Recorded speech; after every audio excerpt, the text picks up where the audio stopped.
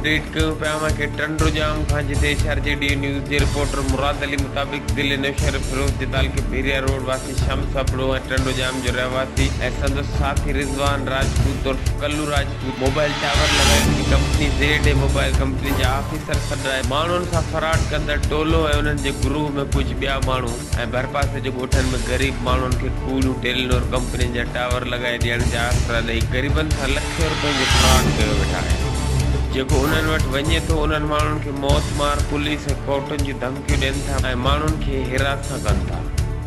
टंडोजाम ऐं भरपासे जे ग़रीब रहवासियुनि आला मंदारनि खे अपील कई जवाबदारनि ख़िलाफ़ कानूनी कार्रवाई कई। एचआरजेडी न्यूज़ 3 मसाइल बस एतिरो ई। वधीक ख़बरनि ऐं अपडेट्स लाइ ॾिसंदा रहो एचआरजेडी न्यूज़।